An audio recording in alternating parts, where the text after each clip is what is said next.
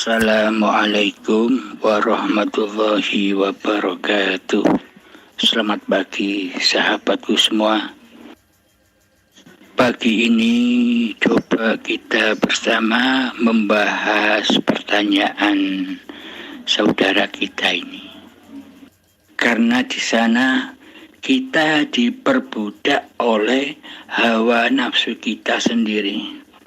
Selama ini sejak detik-detik akil balik kita selalu diperbudak hawa nafsu.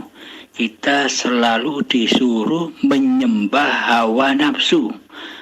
Jadi seakan-akan badan ini sebagai Tuhan.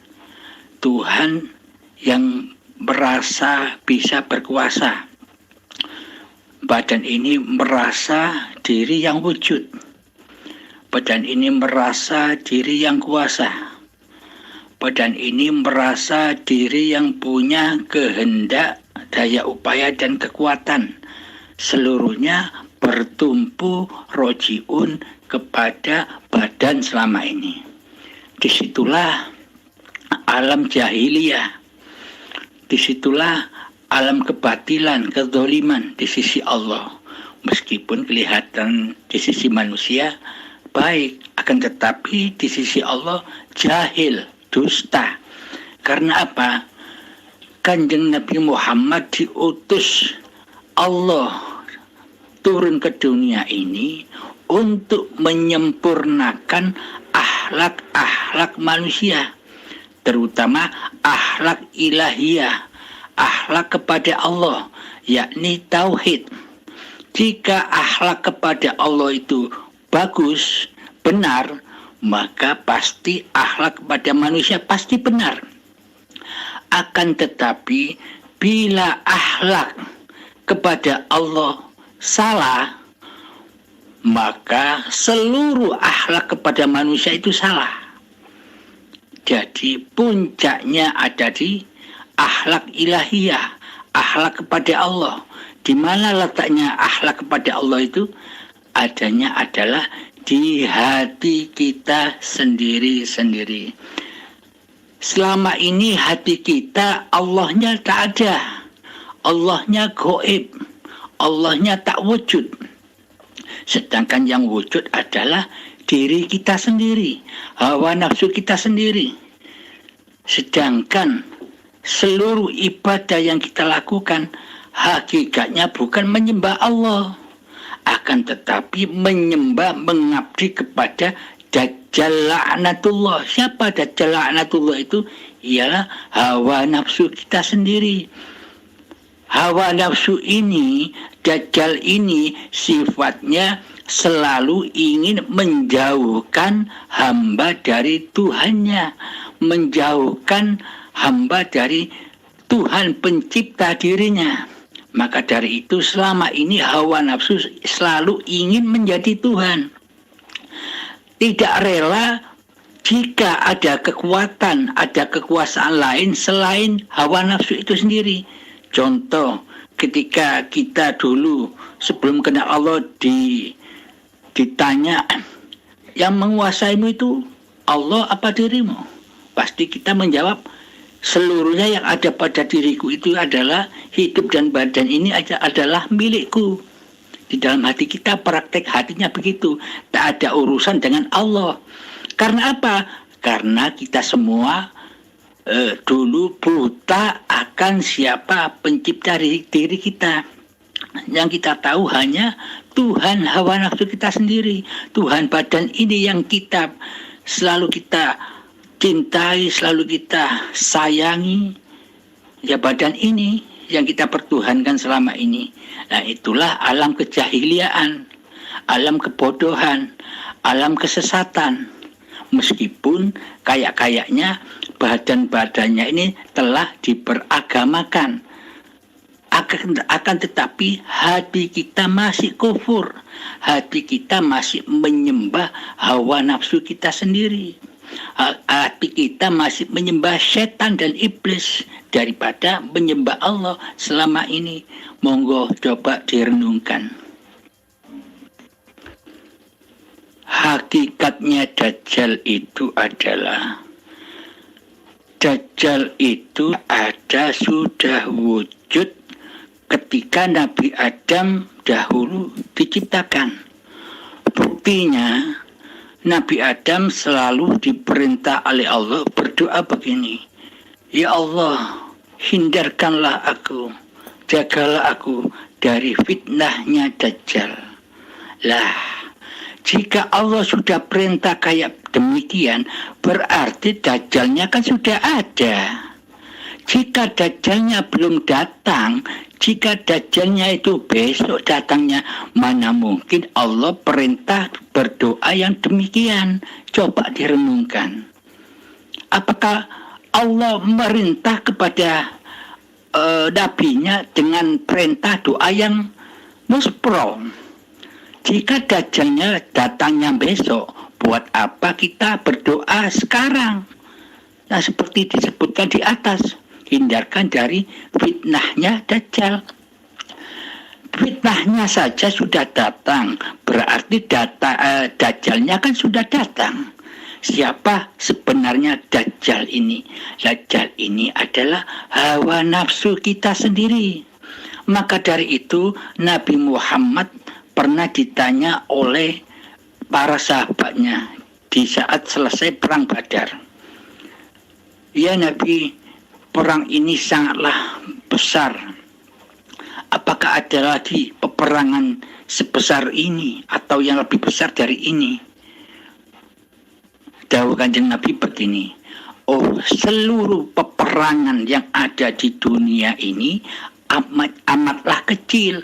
Seluruh peperangan fisik, peperangan antar badan yang ada di dunia ini kecil sekali ketimbang dibanding dengan peperangan melawan hawa nafsu kita sendiri.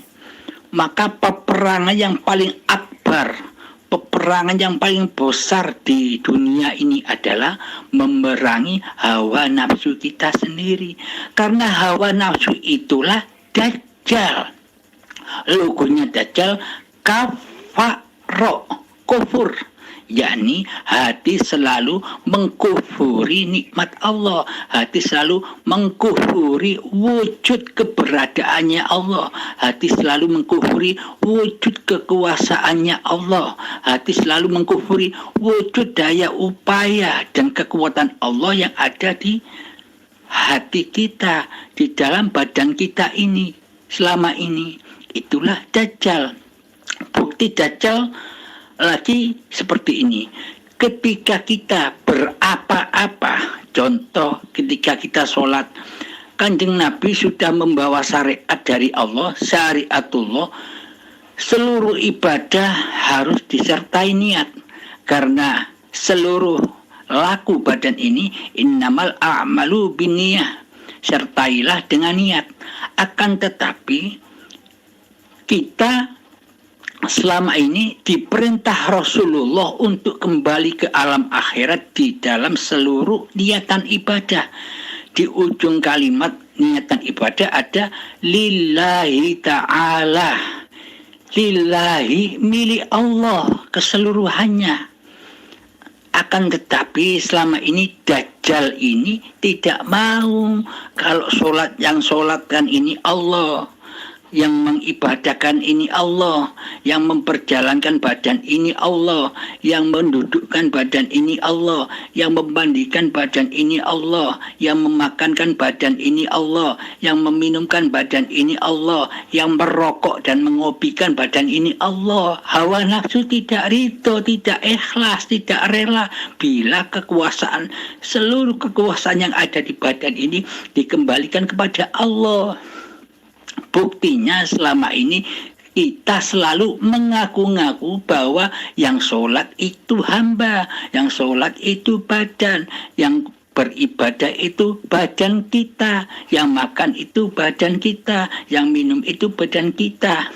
Seluruhnya kembali kepada li nafsi, milikku hamba, bukan lillahi ta'ala. Praktek hati kita selama ini, itulah yang dimaksud Dajjal laknatullah yang kufur. Semoga kita bisa memahami. Bismillah. kebanyakan mayoritas manusia memandang Kanjeng Nabi Muhammad Sallallahu Alaihi Wasallam mencontoh ibadahnya Nabi ketika Nabi sudah sukses diangkat menjadi Nabi, yakni selalu memandang dohirnya saja. Sholatlah seperti aku sholat, kata Nabi. Tapi kita selama ini selalu memandang lakunya dohir, laku berdiri, rukuk dan sujudnya lahir, jasad. Akan tetapi kita luput mempelajari, kita luput mengikuti Kanjeng Nabi ketika Kanjeng Nabi sebelum menjadi Nabi. Bagaimana perjuangan Nabi bertapa, berkholwat, berzuhud dari umur 25 tahun ketika setelah menikah dengan Siti Khadijah sampai umur 40 tahun. 15 tahun lamanya setiap malam berada di Gua Hira. Tujuannya untuk apa? Di Gua Hira bukan untuk leyeh-leyeh, Mas Bro. Di Gua Hira itu Kanjeng Nabi mencari hakikat jati dirinya. Siapa sih jati diriku ini? Siapa sih jati diri Tuhanku ini? Man arafa nafsahu faqad arafa rabbahu. Barang siapa yang mengenal siapa hakikat diri manusianya, yang tak wujud, yang tak ada, yang tak hidup, yang tak kuasa, yang tak berkehendak, yang tak melihat, yang tak mendengar, dan yang tak bisa berkalam apa-apa itu, maka setelah mengenal hakikat jati dirinya, maka nyatalah wujud Tuhannya. Ketika kehambaannya sirna, ketika kehambaannya hancur, ketika dajjalnya kalah. Maka dari itu Kanjeng Nabi Muhammad itu bukan syariat dulu, akan tetapi hakikat makrifat dulu, baru syariat. Ketika Kanjeng Nabi menjadi Rasul, barulah turun perintah sholat syariat. Akan tetapi sebelum Kanjeng Nabi menjadi Rasul, Kanjeng Nabi sudah mencari hakikat dan makrifat. Di ajaran kita selama ini mayoritas manusia kan kebalik. Syariat dulu dibanyak-banyakkan sehingga hakikat makrifatnya tambah kalah. Semakin kita banyak beribadah, semakin kita menguasai ilmu syariat, maka semakin teballah juga diri kita kepada Allah. Semakin tebal hijabnya, karena dajjalnya semakin besar.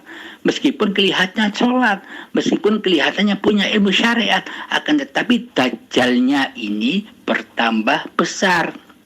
Contoh demikian, kata Allah begini, jika ada ustadz, setannya ya ustadz. Jika ada kiai, setannya ya kiai. Jika ada habaib, badannya, setannya juga habaib. Maka hakikatnya dialah setan itu sendiri.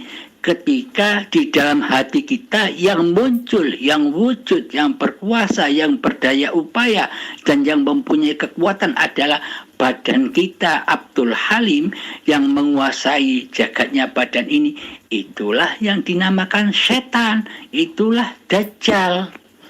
Seluruh setan dan dajjal itu kan pasti mengkufuri Allah sebagai pencipta dirinya. Karena setan dan dajjal itu selamanya akan menyesatkan anak cucu Adam dari Tuhannya. Nah, saat ini sampailah kita menginjak kepada pertanyaan saudaraku ini. Siapa sih Isa Al-Masih dan Al-Mahdi itu? Isa dan Al-Mahdi itu adalah kiasan saja. Hakikatnya adalah hakikat, ilmu hakikat dan makrifat. Ketika hamba sudah sadar akan kekufuran dirinya, ketika hamba sudah sadar akan kebodohan, akan perbuatan diadakan selama ini oleh hawa nafsunya, maka berangkatlah sang hamba mencari hakikat jati dirinya dengan mencari ilmu hakikat dan makrifat. Yang bisa mengalahkan syariat itu adalah hakikat dan makrifat. Selama ini kan syariatnya menang di hati kita. Nah, yang bisa mengalahkan setan, iblis, dan dajjal itu adalah Isa dan Al-Mahdi, yakni hakikat dan makrifat. Raihlah ilmu hakikat dan makrifat. Kapan datangnya Isa dan Al-Mahdi itu di dalam hati kita? Ketika kita sudah menyadari bahwa diri ini selama ini selalu kufur kepada Allah, maka raihlah ilmu hakikat dan makrifat. Itulah yang akan memerangi Dajjal yang selama ini membuat salib-salib yang banyak sekali di hati. Contohnya salibnya begini. Salibnya adalah badan kita sendiri. Kita selalu mempercayai, meyakini, mengiktikadkan bahwa badan inilah yang berkuasa atas segala apapun. Contoh, badanlah yang sholat. Contoh, badanlah yang menaiki kendaraan.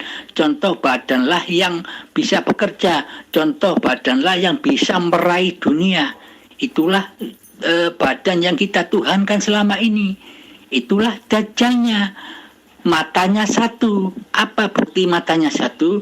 Hati dan mata lahirnya tertuju kepada yang satu, yakni cinta dunia, yakni hubbud dunya. Seluruh ibadahnya hanya demi makhluk, bukan demi Allah.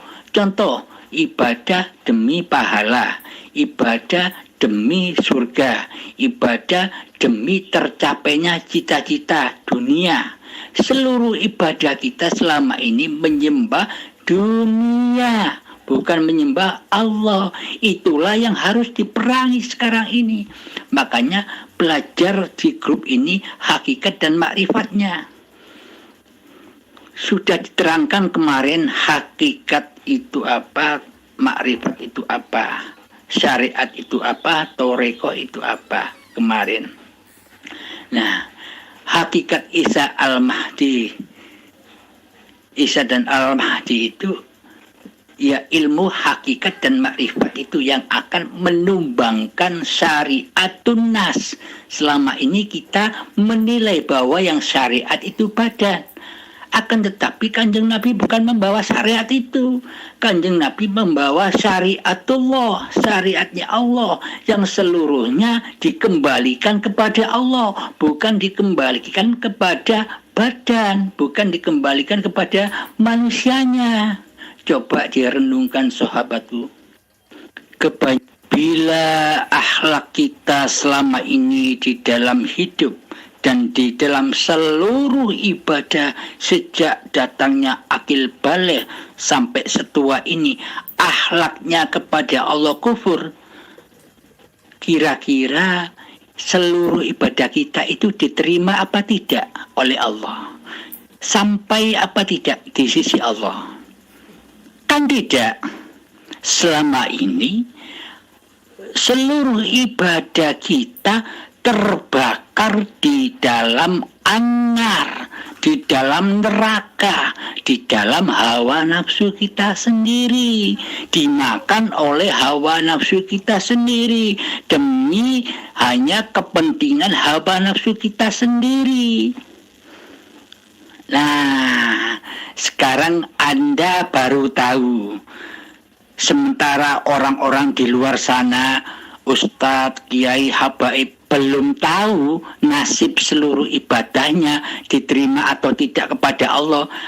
Akan tetapi Anda semua sekarang sudah tahu nasib seluruh ibadah Anda itu bagaimana nasibnya. Kan tertolak semua, zong. Karena yang berkuasa di dalam badan ini adalah hawa nafsu. Sekarang nyatalah bahwa amal ibadah Anda yang dulu-dulu itu habis terbakar oleh hawa nafsu, dibakar di neraka. Apa sih neraka di sisi Allah itu? Bukan neraka di sisi manusia. Kata manusia neraka itu kayak api-apinya dunia, kayu bakar, besi bakar, timah bakar. Bukan itu neraka di sisi Allah. Neraka di sisi Allah itu yang tahu hanya Allah. Apa maksud neraka di sisi Allah itu? Di Al-Quran sudah dijelaskan bahwa neraka di sisi Allah itu bahan bakarnya adalah manusia dan hati yang keras, yang melebihi kerasnya batu, yakni hati yang kufur akan Tuhannya, hati yang tidak mengenal Tuhan pencipta dirinya, hati yang buta akan kekuasaan Tuhan atas badan ini. Itulah bahan bakarnya neraka. Kapan itu adanya? Besok atau sekarang? Silahkan direnungkan sendiri. Nah, saat ini hidup kembali kepada Allah. Inna lillahi, dariku yang suci, wa inna ilaihi roji'un, dan akan kembali pulang kepadaku yang suci. Hidup kembali esa, dan badan kembali kepada hakikat jati dirinya. Di mana? Yakni tanah. Dulu dari tanah, kembali kepada tanah. Jika badan dan hati sudah tiada bagi kita, nanti setelah matinya badan, apakah nerakanya masih ada? Apakah nerakanya membara-bara? Kan bahan bakarnya tidak ada. Apakah mungkin neraka itu hidup, menyala-nyala, sedangkan bahan bakarnya tidak ada? Coba dipikirkan, direnungkan, ditafakuri di dalam hati. Bila sementara mayoritas manusia, sementara cerita dongeng yang ada di syariat mengatakan Nabi Isa dan Imam Al-Mahdi itu besok datang di akhir zaman yang akan memerangi Dajjal.